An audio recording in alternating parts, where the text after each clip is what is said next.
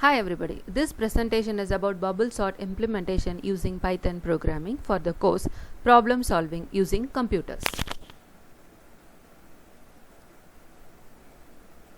Let us see the course outcome.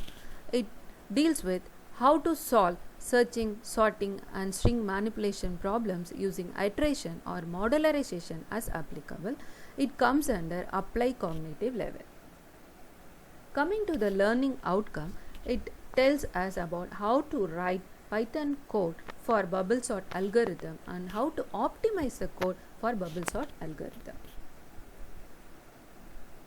Let's see the program, Python program for implementation of bubble sort. It uses modularization approach. In this, we are using functions here.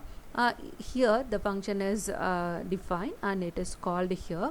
In this function definition, there is an array. It has unsorted set of elements. N returns the length of the array. For this example, n returns the value 7. Totally we have 7 elements, so it will return the value 7.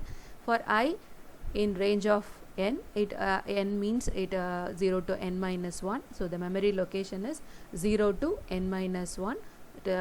In array, in memory, it occupies from the index position 0 to n minus 1, that is range deals with 0 to n minus 1.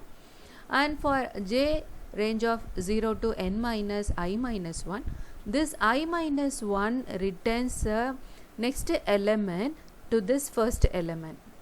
So 0 in 0th position, that is a first element.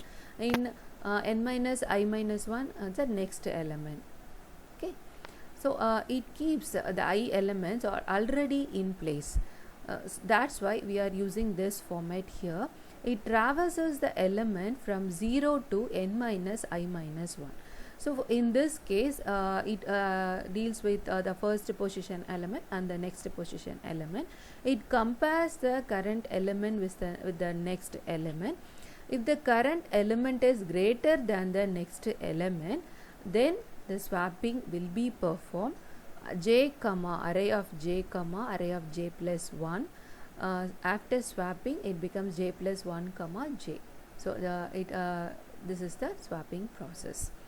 And we are processing to see the output. We are sending the unsorted array of elements in the function variable as parameter. In this array, it has unsorted set of elements. After calling the function, it will return the sorted set of elements. So the sorted array is from 0 to n minus 1 position. It uses the for loop, because to increment to print the 0th element, and it will increment the next position first element till the n minus 1 element, it will be printed. Okay. What is the drawback in this code? In this code, we know in bubble sort, if it should not there is no need to proceed the bubble sort algorithm till n iterations or till n scans. If in the first iteration, for example, in this case we need 7 scans. In the iteration 1, it produces unsorted array. For example, iteration 2, it produces unsorted array. In iteration 3, it may produce a sorted array. So there is no need to extend this comparison till the 7th iteration, till the nth iteration. So that's why I am stopping the comparison operations and iteration in the 3rd iteration itself. So for that, I need the optimization process in this code. So how to optimize this code? It is handled here. In this optimized version, a new variable is introduced here, that is swapped is equal to false. When there is no swapping occurs, if there is a swapping, the swapped will become, it is a flag, it will become true here. If there is no swapping occurs, then there is no need for further process. No more iterations are required. So it will break the condition and break the loop, and it will print the array of elements as sorted array of elements. So that is the optimized version of bubble sort. And what are the properties of bubble sort? The properties of bubble sort, it tells about the time complexity. The worst and average case complexity is order of n into n.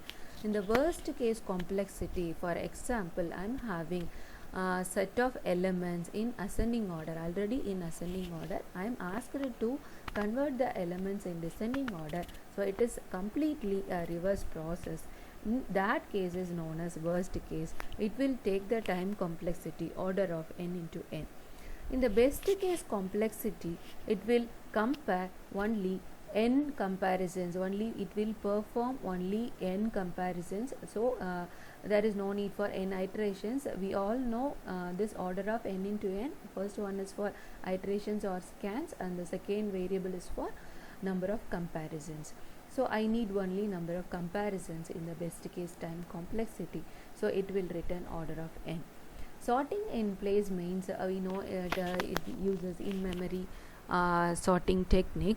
There is no additional memory space required to store the comparisons. It will do only one comparisons at a time. So there is no need for additional memory space. So sorting in place, it supports sorting in place.